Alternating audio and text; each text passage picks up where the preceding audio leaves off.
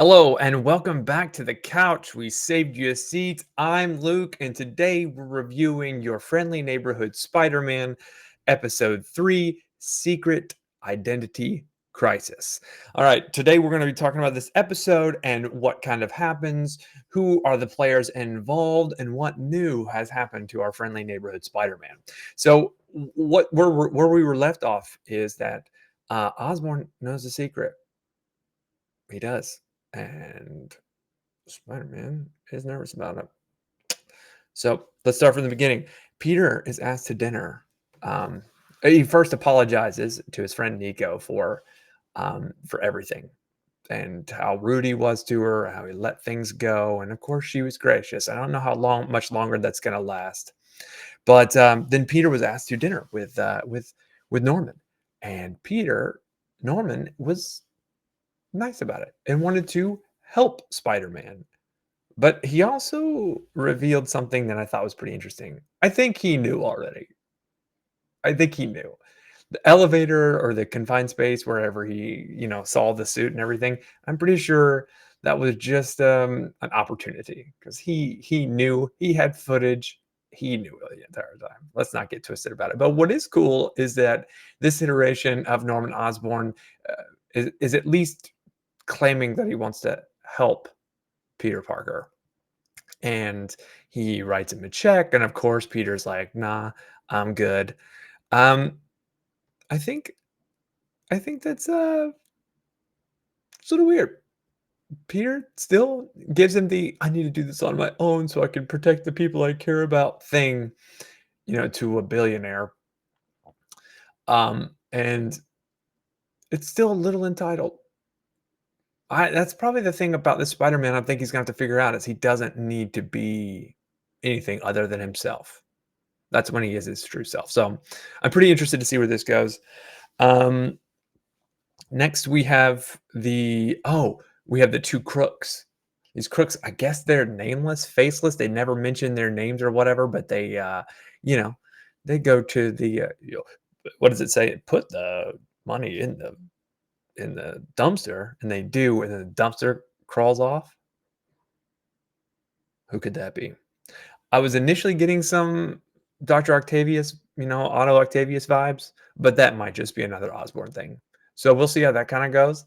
Um, with that kind of reveal, they reveal later in the episode that some of the tech that's given has some of the same emblems on it. Um, then what else we got? Oh, Aunt May, she's broke. And even though Harry declined Mr. Osborn's offer, he's gonna take it up for the internship to try to help his mom, or excuse me, Aunt May.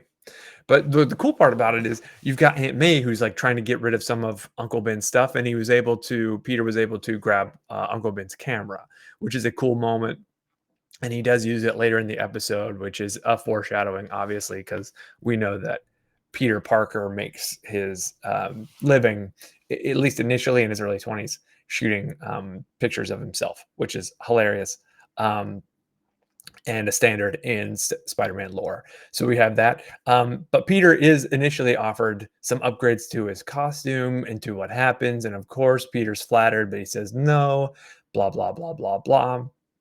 But anyway, we have these crooks who are there, and they get something out of the dumpster, but you don't quite know what it is.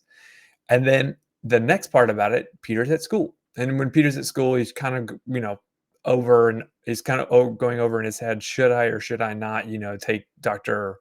Osborn's help? And then he runs into Lonnie, and Lonnie's like, let me buy you some lunch. I got you. We're doing great, blah, blah, blah, blah, blah. And Lonnie's trying to be the big man on campus. He's trying to impress the people that he cares about. And there's this really heart-wrenching moment where he's like, I can't do it.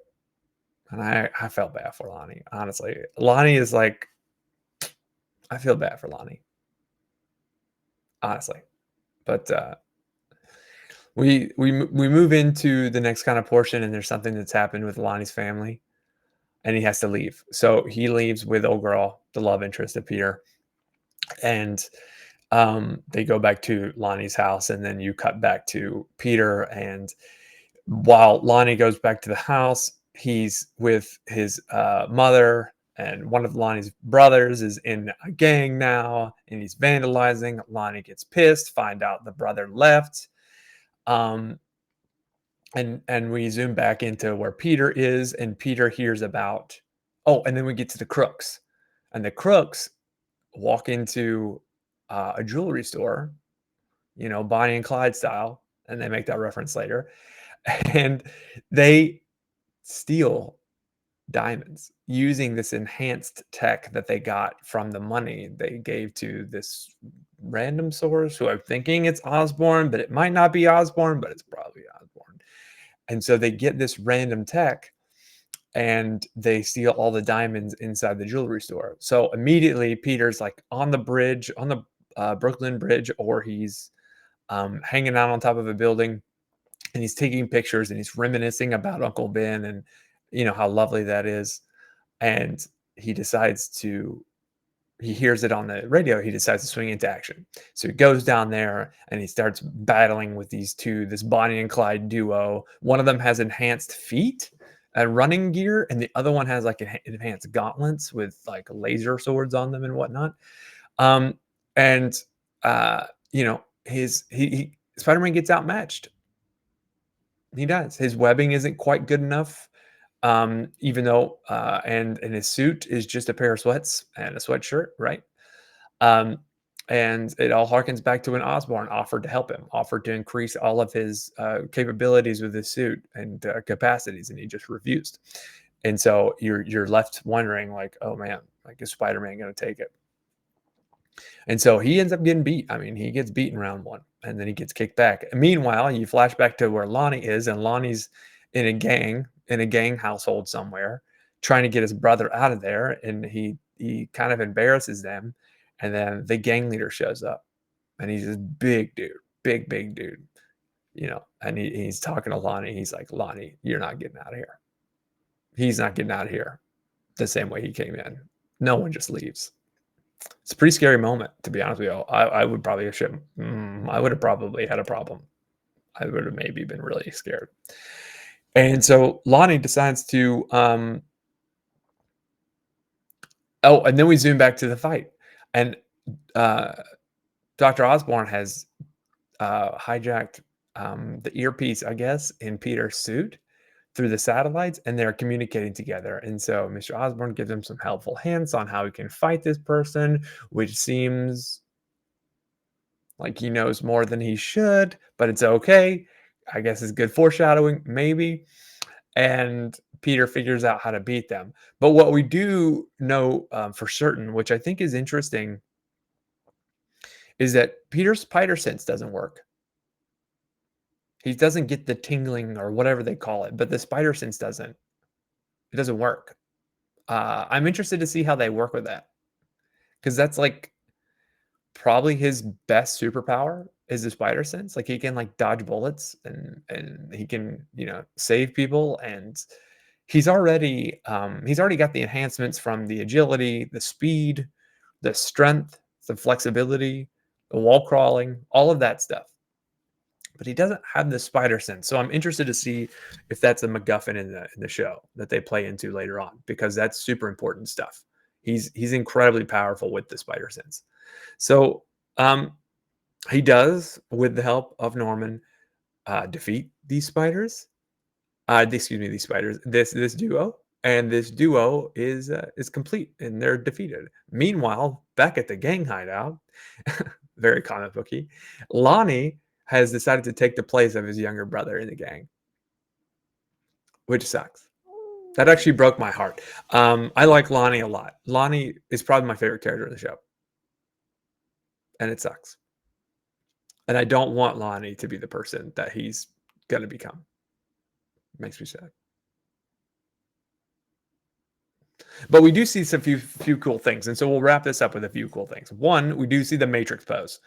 Peter dodges one of the crooks in the second iteration of the fight, in the bending backwards and doing the "you mean I can dodge bullets" thing with the bullet time, which is pretty cool. The tech that the two crooks have is super cool. With the knives and the punching and then the feet. Be interesting. It's very like the Flash or mixed with Iron Man. Very cool. Um, Norman's playing a much bigger role than I thought. I thought he would be on the sideline for a few, but no, he's in it. And the final thing is that Peter's going to continue his internship so that he can help Aunt May with the bills, which makes you sad because Aunt May's good. She's the heart of the show. And there's going to be a point where Peter can't lean on anybody else, and he's going to have to lean on Aunt May. And when that happens, it's going to rip his heart out. But I'm glad that finally Peter agreed to work with Norman Osborn. So I assume we're going to get a new suit. I assume we're going to get some suit enhancements, and really, it's just going to be a good time for our friendly neighborhood Spider-Man. So that was kind of the review. It's an interesting thing. I think Norman knows a lot more than what he's letting on. Obviously, they make a Captain America reference, which is kind of cool. So we'll see how this goes. We'll see how this goes. I'm looking forward to episode 4. I like this one less than this episode less than the first two, if I'm being frank with you. Um, we'll see how episode 4 goes. But I'm excited to see the new suit.